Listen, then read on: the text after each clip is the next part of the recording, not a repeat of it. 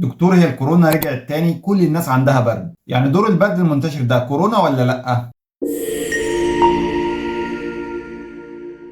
السلام عليكم. تعال نوضح دور البرد المنتشر، أسبابه وعلاجه وطريقة الوقاية منه، وليه بينتشر في الوقت ده. إيه هي أعراض الدور البرد المنتشر ده؟ أعراضه معروفة، اللي هي الاحتقان في الزور، الرشح، الكحة، ضيق النفس، تكسير الجسم. سببه بالتأكيد هو فيروس، سواء كان انفلونزا، راينو فيروس، كوفيد، ايا يكن سببه فهو دور برد فيروسي. عشان تحدد نوع الفيروس ده مش بالسهوله دي، لازم نعمل مسحه او PCR يعني. طب يا دكتور، انتوا كنتوا ايام الكورونا بتقولوا كل واحد عنده كحه ورشح تقول له كورونا. بروتوكول التعامل مع الوباء بنتعامل على اخطر مرض موجود، عشان خاطر لو عندك المرض ده نبقى اتعاملنا معاه اوريدي، لانه هو الاخطر في الوقت ده. فلو اتعاملنا مع مرض اخر وكان هو اللي موجود قد يسبب وفاه المريض. دلوقتي بعد الكورونا احنا رجعنا لما قبل الكورونا. زي دلوقتي من كل سنه بيحصل التهابات رئويه فيروسيه للناس اللي اقل مناعه، والناس اللي ماشيين على كورتيزون او ادويه مثبطات المناعه زي الادويه البيولوجيه، والناس اللي عندها فيروسات زي HIV، والناس اللي عندها ضغط وسكر من زمان او سكر مش متظبط، والناس الكبيره في السن.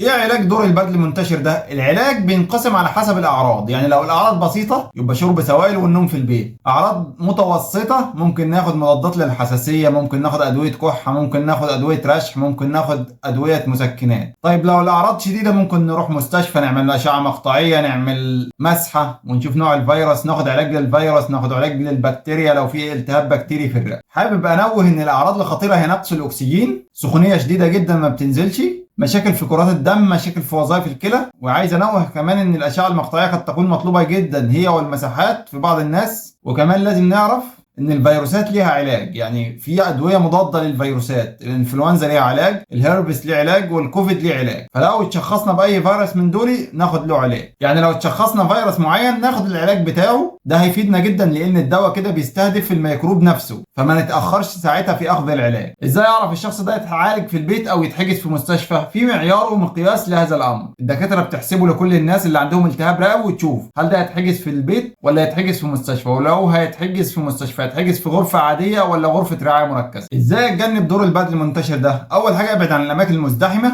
اللي بيكتر فيها انتقال العدوى. تاني حاجه اشرب سوائل دافيه كتير. حاول تغسل ايدك لو لمست اسطح او كنت بره ودخلت البيت. حاول تهتم بالتغذيه بتاعتك. حاول تهتم بصحتك النفسيه. حاول تبعد عن الادويه المثبطات للمناعه لو ملهاش دور او الدكتور ما كتبهاش ليك. التطعيمات مهمه جدا لبعض الناس، بتحميهم من الفيروسات المنتشرة. ما عندناش فاكسين الانفلونزا بس، عندنا فاكسين الانفلونزا، وعندنا فاكسين الكوفيد، وعندنا فاكسين الهربس. يعني الإجابة في الآخر إن مفيش حاجة اسمها كوفيد دلوقتي وكل الناس عندنا كورونا وعندنا متحور. ده كلام خلاص انتهى. منظمة الصحة العالمية WHO أعلنت انتهاء الكوفيد كوباء عالمي من بدري. والسلام عليكم.